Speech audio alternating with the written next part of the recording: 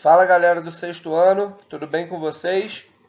Bom, antes de mais nada, vamos falar o seguinte: essa aula de hoje é a última aula antes da nossa avaliação, né? E o assunto que a gente vai ver, né, é muito importante para vocês, tá? É importante que vocês tenham esse conteúdo muito bem fixado, porque isso vai ser cobrado na avaliação da próxima semana. Então, prestem atenção no que eu vou conversar, no que a gente vai comentar, até para que vocês possam ter um desempenho legal e não tenham problemas em relação a isso. Então, abram a apostila de vocês na página 32, tá? Eu estou com a minha apostila aqui, tá? E a gente vai falar um pouquinho sobre hidrodinâmica, né? A gente falou um pouquinho de alguns conceitos importantes. Então, a hidrodinâmica, né? Quando a gente fala em dinâmica, a gente está falando de movimento. E hidro, a gente está falando em água, líquido, né? Então, ele fala o seguinte, ó: a hidrodinâmica é a responsável pelo estudo do movimento dos fluidos. Os fluidos, eles podem estar parados ou em movimentos, né? Ou em movimento. E aí a sua aplicação acontece em sistemas de abastecimento de água, irrigação de terras, entre outros, né? Às vezes uma tubulação, uma canalização, você precisa ter uma ideia daquilo que você quer fazer, tá? Abordaremos as noções básicas da hidrodinâmica. Então, o líquido, o fluido, ele pode escoar. Ele pode escoar de duas formas: o escoamento estacionário, ou também chamado de laminar, também conhecido como laminar, é obtido quando a velocidade de escoamento é pequena, ou seja, uma água calma de um rio passando. Você pode chamar esse tipo de escoamento de laminar ou estacionário, tá? Agora, escoamento não estacionário ou turbulento é quando a velocidade do fluido varia no decorrer do tempo. Por exemplo, em quedas d'água, por exemplo, né, em virtude de quê? De rochas, ou às vezes um líquido muito sofrendo uma perturbação muito grande faz com que ele mude, né? Faz com que ele mude a sua velocidade, e isso a gente chama de escoamento turbulento.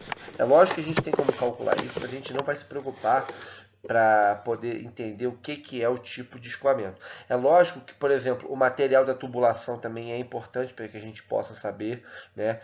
O tipo de líquido, pode ser água, pode ser um óleo, pode ser um outro tipo de material. Então a gente tem que tomar esse tipo de cuidado para que a gente não tenha dúvida quanto a isso, tá? E quando a gente fala em escoamento, a gente fala em vazão, né? Vazão de um líquido, né? Então, ó, o tamanho dos tubos, a viscosidade do fluido influenciam muito no escoamento, tá?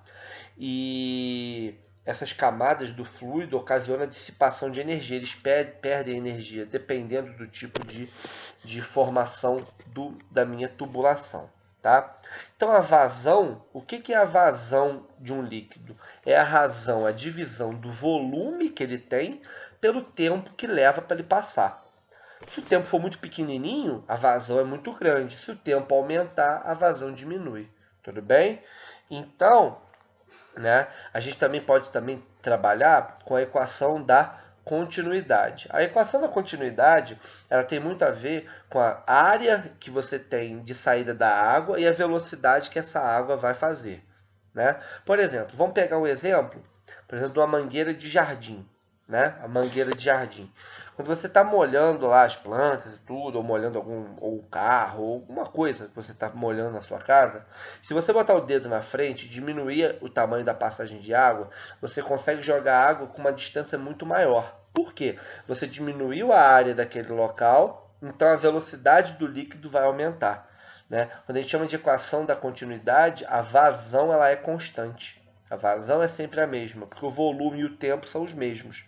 Mas a área e a velocidade faz com que, se você diminuir muito a área, você aumenta a velocidade. E vice-versa. Se você aumenta a área, a velocidade diminui. Então não tem o alcance que você quer.